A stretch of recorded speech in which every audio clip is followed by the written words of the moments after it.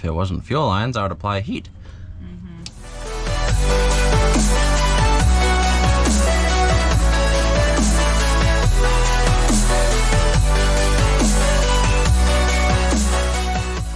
Okay, so today we're going to try and replace the fuel filter on our 1990 Toyota 4Runner. Okay, so the part you'll need is a replacement fuel filter. This one comes with the bracket. The number on it's 18312. We've got the bracket that supports the filter itself.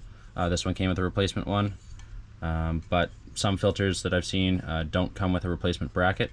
It also came with these two little copper washers.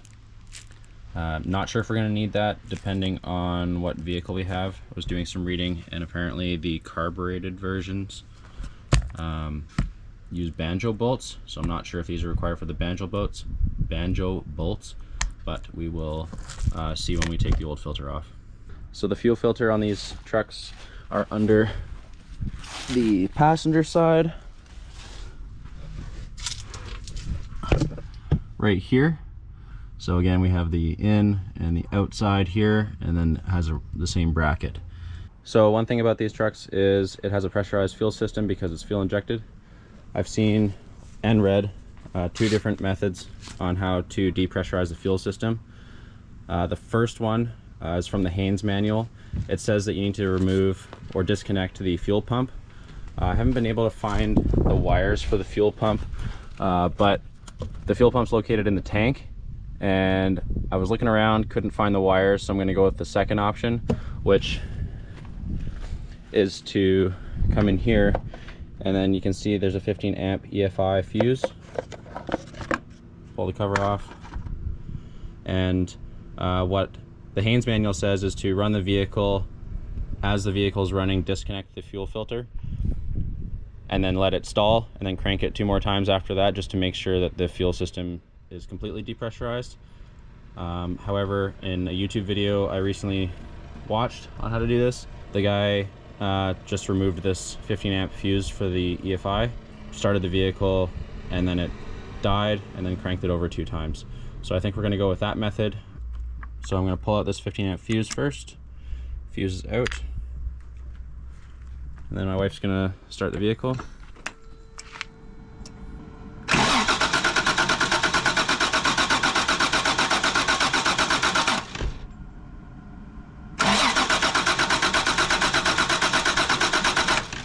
Okay, so the vehicle won't start, but that should have relieved the pressure. I'm now going to get my wife to pop the fuel cap door.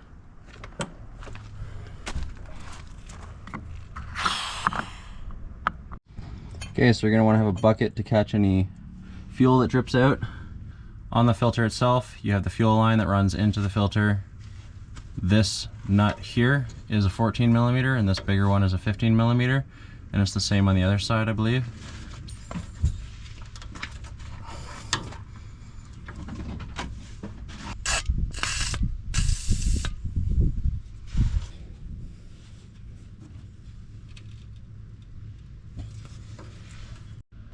Okay, so a problem that I'm running into is this nut here doesn't spin on the fuel line, and this one doesn't even rotate.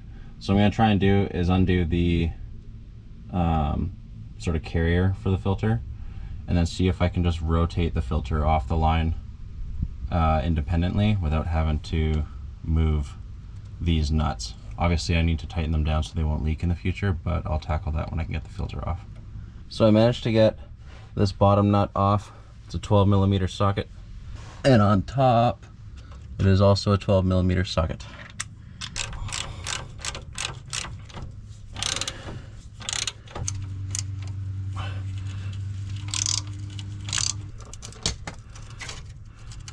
So the size for the crescent wrench, the size for these wrenches is 14 for the small nut on the fuel line, and a 19 millimeter for the supporting part on the filter. So I'm just going to try and rotate the filter independent of the fuel line, so that one works. And now I'm going to try it on this side. Now is taking my 14 millimeter wrench, and on this forward small nut, it actually is rotating without kinking the line. So I'm gonna undo this one and then just rotate the filter off this back line because this nut doesn't rotate.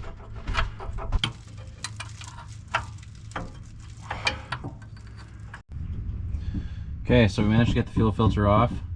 What I ended up doing was I could rotate off this nut, so I rotated off that one and then just spun the fuel filter off on this side. Here's the old filter. You can see there. So here's the old bracket. So here's the new filter. We're gonna pop these caps off the ends.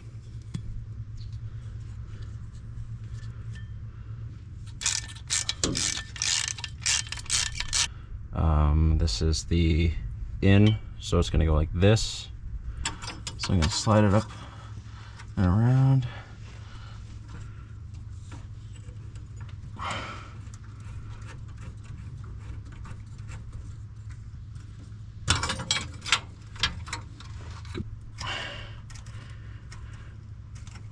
But I got the threads lined up on this other, on the outside of the filter. And now I'm just having to do this technique where I like cinch it down, flip the wrench around, cinch it down, flip the wrench around, and cinch it down. What we want to do is get these lines fairly snug and tight so that there's no leaks.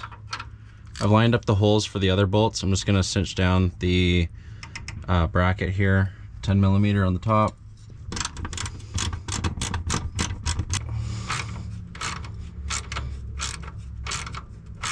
Okay, so we've got the bolts back in that hold this bracket. It's cinched down on top of the filter. We've got these guys cinched down on either side. And now we're going to basically do the reverse of what we did before, and hopefully there's no leaks. 15-amp fuse.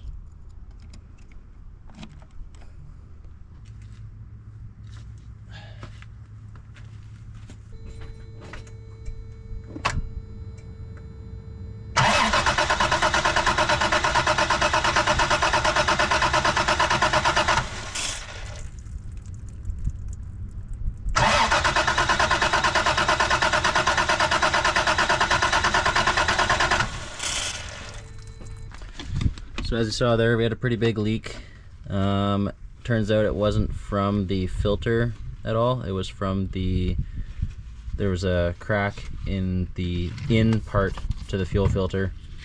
So that was spewing out gas when we tried to start it. She wouldn't start obviously because she wasn't getting any fuel, and made a huge mess. So looks like we're gonna have to replace that fuel line, and yeah, we'll get back to that.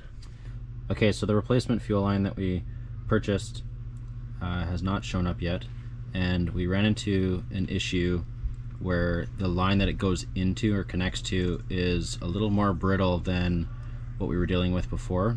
So rather than trying to remove it off and risk breaking that other line, I'm going to use some fuel hose, this hose barb, and some pipe clamps. So what I'm going to do is take this hose barb and run it from the filter, and then use this length of hose to go over the old section of line, and then use these hose clamps to secure it. When looking for this hose barb, I went to the store with the old fitting from the old line, and I compared the two threads and they matched up pretty nicely, and hopefully I can create a good seal on the filter, and then that would solve our problem for all the leaking fuel. Okay, so what I'm going to do is just test out the fitting here, see if it screws into the filter.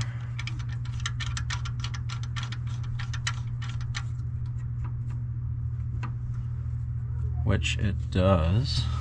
What I'm going to do is put some thread tape on there. I know you're not supposed to because it's a filter and you don't want that stuff flaking off into your fuel system, but in order to get the truck running, I'm willing to take that risk. So now I'm going to take my metal saw here, and I'm going to saw away at the old fuel line so I can slide it on, slide the hose on to the old fuel line. I'm going to try and make a nice even cut.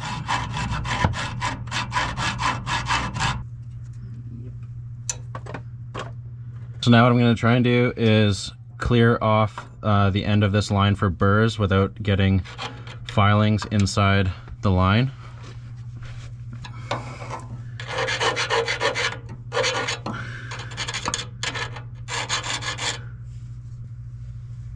And now I'm going to clean up the line with some painter's towel here and get it ready for putting the hose on.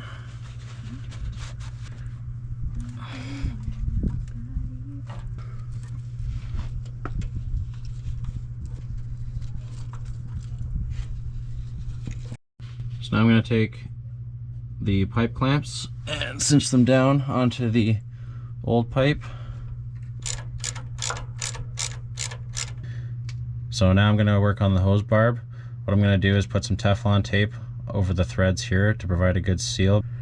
Another thing I'm going to do is I'm going to cut the length of hose to make a better fit and make sure that this hose isn't rubbing against anything. Okay, so I've got my Teflon tape on the hose barb. Now we're going to try and not dirty it up as we screw it into the filter.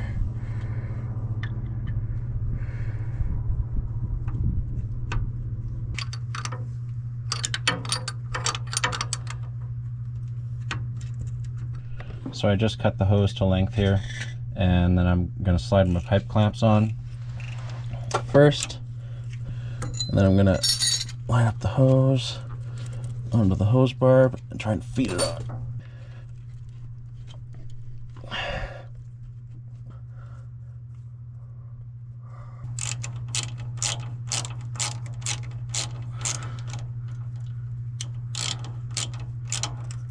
Okay, so the pipe clamps are on. We're gonna test it. So I'm gonna tighten up the fuel door here and inspect this port in here for signs that it could leak. I'm gonna put this cover back on. Just gonna check and make sure that that fuse is back in place. And it is.